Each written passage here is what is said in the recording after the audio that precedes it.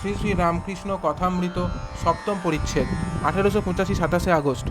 ঠাকুর শ্রীরামকৃষ্ণ দক্ষিণেশ্বর মন্দিরে রাখাল মাস্টার পণ্ডিত শ্যামাপদ প্রভৃতি ভক্ত সঙ্গে।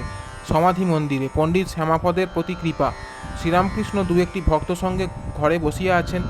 অপরাহ্ন 5টা, বৃহস্পতিবার 27 আগস্ট 1885, 12ই ভাদ্র, শ্রাবণ কৃষ্ণা দ্বিতীয়া।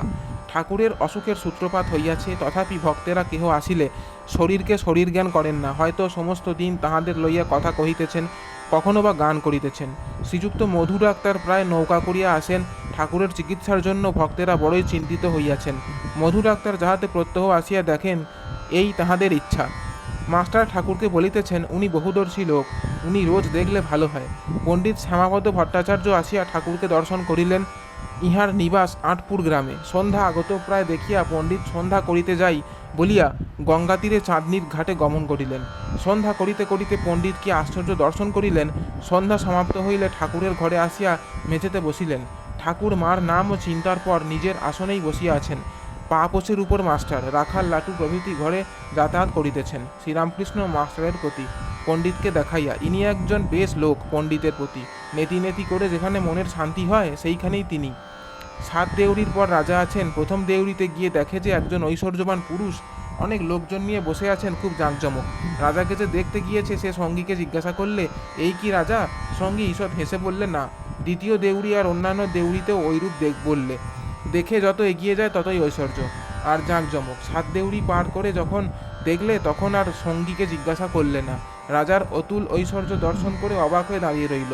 বুঝলে এই রাজা, এ বিষয়ে আর কোনো সন্দেহ নাই। পণ্ডিত, মায়ার রাজ্য ছাড়িয়ে গেলে তাকে দেখা যায়। শ্রীরামকৃষ্ণ, তাঁর সাক্ষাৎকারের পর আবার দেখে এই মায়া জীবজগৎ তিনিই হয়েছেন। এই সংসার ধোকার টাটি স্বপ্নপাত, এই বোধহয় যখন নেতি নেতি বিচার করে। তার দর্শনের পর আবার এই সংসার মজার গুটি। শুধু শাস্ত্র পড়লে কি হবে? পণ্ডিতেরা কেবল বিচার করে। পণ্ডিত, আমায় কেউ পণ্ডিত বললে ঘৃণা করে।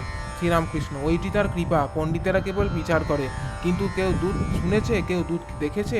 সাক্ষাৎকারের পর সব নারায়ণ দেখবে, নারায়ণই সব হয়েছেন। পণ্ডিত নারায়ণের স্তব শুনাইতেছেন, ঠাকুর আনন্দে বিভোর। পণ্ডিত, সর্বভূতস্থ মাত্মানং সর্বভূতানি চাত্মানি ইক্ষতে যোগ যুক্তাত্মা সর্বত্র সমদর্শন। শ্রীরামকৃষ্ণ বলিতেছেন, আপনার আধ্যাত্ম ও রামায়ণ দেখা আছে? পণ্ডিত, আজ্ঞে হ্যাঁ, একটু দেখা আছে। শ্রীরামকৃষ্ণ, ওতে জ্ঞান ভক্তি পরিপূর্ণ।